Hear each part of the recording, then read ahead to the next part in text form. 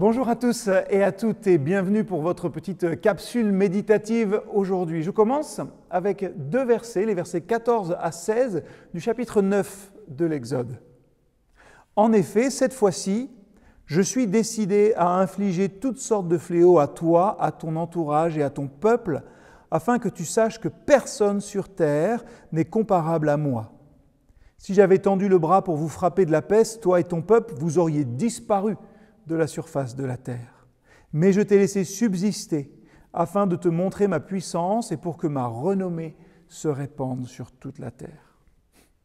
Précédemment dans Destination Liberté, voilà ce que j'aurais pu dire, car si vous suivez ces méditations, vous savez que j'ai terminé ma dernière intervention avec ce verset 14 d'Exode 9. Quelle parole pour commencer notre journée! Ouch, quand même! Via Moïse, l'Éternel a bien averti Pharaon des plaies qui allaient frapper son pays.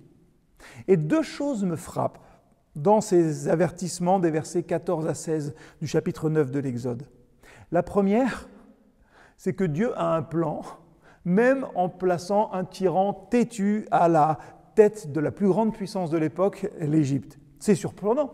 Finalement, pourquoi est-ce que Dieu ne place pas en responsabilité des gens gentils et qui le craignent? Première chose qui m'interpelle. La deuxième, c'est que Dieu fait preuve de stratégie dans ce qu'il fait. Et il utilise aussi, bizarrement, la souffrance pour accomplir sa volonté parfaite et souveraine. En fait, ces deux remarques pointent vers une seule et même chose. Et peut-être que cette chose va vous surprendre aujourd'hui. La bonté de Dieu. À l'époque de notre série, c'est-à-dire environ 1440 avant Jésus-Christ, personne n'est plus important que le Pharaon. Il est le souverain de la plus grande puissance de l'époque, je l'ai dit. Personne ne venait devant lui sans trembler. Et on peut imaginer dans quel état étaient effectivement Moïse et Aaron qui devaient en plus annoncer, comme vous le savez, de très bonnes nouvelles à Pharaon. C'était le souverain le plus puissant de la terre. Du coup, vous pouvez facilement imaginer pourquoi il s'obstine à refuser de laisser partir les Israélites. Pour lui, pour Pharaon, personne n'a plus d'autorité que lui. Il est là, on top of the world, comme on dit. Mais une réalité la rattrape. Aussi important soyons-nous, personne n'est Dieu. Et Pharaon, finalement, nous rappelle que ceux et celles qui pensent que je suis mon propre Dieu, je me drive tout seul, tous ceux qui pensent que leur vie leur appartient et qu'ils la maîtrisent totalement, eh bien, ont tout faux. À travers les plaies qui frappent l'Égypte, que ni le Pharaon ni ses magiciens n'ont pu arrêter, Dieu montre vraiment à Pharaon qui dirige et qui est digne de louange et d'adoration. Et il montre ça pas qu'à lui. Il montre cela aux Égyptiens, il montre cela aussi à son peuple, aux Hébreux et à tous les peuples de la terre qui lisent encore cette histoire aujourd'hui. Voilà peut-être le plus difficile à comprendre dans notre récit. La gloire de Dieu se voit aussi au travers de son jugement, et ce pour une raison qu'on a du mal à percevoir à travers des textes comme celui des plaies d'Égypte. Le but ultime de Dieu n'est pas de détruire, mais de sauver. Quand Dieu avertit le Pharaon que la grêle va venir, nous lisons Exode 9, versets 20-21.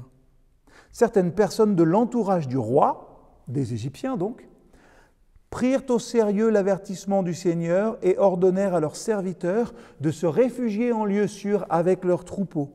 D'autres, au contraire, ne se soucièrent pas de cet avertissement et laissèrent leurs serviteurs dans les champs avec les troupeaux. Dieu aurait pu agir sans avertir, sans faire d'exception, mais il a choisi d'accorder sa miséricorde à tous, Hébreux et Égyptiens. Aviez-vous déjà remarqué ce petit passage dans le chapitre 9 de l'Exode? Ici, au milieu des plaies d'Égypte, nous voyons que le plan de Dieu de se choisir un peuple a toujours concerné tout le monde. C'est assez incroyable quand on regarde ça. Sa miséricorde, son salut est universel. Tous ceux et celles qui croiront en Jésus-Christ, la parole incarnée, vivront éternellement avec lui. Quelquefois, la Bible dit que Pharaon endurcit son cœur, d'autres fois, c'est Dieu qui endurcit le cœur de Pharaon. Parole difficile, mais elle nous dit aussi que le Pharaon n'a même pas le contrôle de son propre cœur. Son pouvoir et son attitude envers Dieu, tout faisait partie du plan de l'Éternel. Et Dieu aura même pitié de lui en disant au verset 15 de notre chapitre 9, « Si j'avais tendu le bras pour vous frapper de la peste, toi et ton peuple, vous auriez disparu de la surface de la terre. Mais je t'ai laissé subsister. » Nous ne comprendrons jamais pourquoi Dieu a pitié de certains et pas d'autres. Mais nous comprenons que nous méritons tous et toutes sa colère. Le fait que nous recevions sa grâce est un miracle dans nos vies. Comme le peuple égyptien, souvent nous nous tournons vers de faux dieux. Comme le Pharaon, nous essayons de contrôler nos vies. Et pourtant, Dieu nous rejoint encore et toujours avec son amour, comme il l'a fait quand il a entendu le cri des Israélites. À travers les plaies, nous voyons la volonté souveraine de Dieu, son pouvoir, son autorité sur tout, sa justice et sa grâce. Et c'est une image de ce que notre péché mérite et de la grâce que Dieu nous donne à travers son Fils Jésus-Christ. Il a pris le jugement, il a pris la colère que nous méritions pour que nous soyons sauvés. Jésus-Christ est la grâce de Dieu pour nous qui méritions ce que les Égyptiens ont souffert via les plaies. Il est le grand « Je suis », le seul Dieu à qui revient toute la gloire. Alors aujourd'hui, prenez un moment pour prier et demandez à Dieu de vous ouvrir les yeux sur les espaces, les domaines de votre vie où vous êtes votre propre Dieu. Priez pour qu'il vous garde toujours un cœur bien disposé. Pour ma part, j'y vais de ce pas. Je vous souhaite une bonne journée dans la présence de notre Dieu.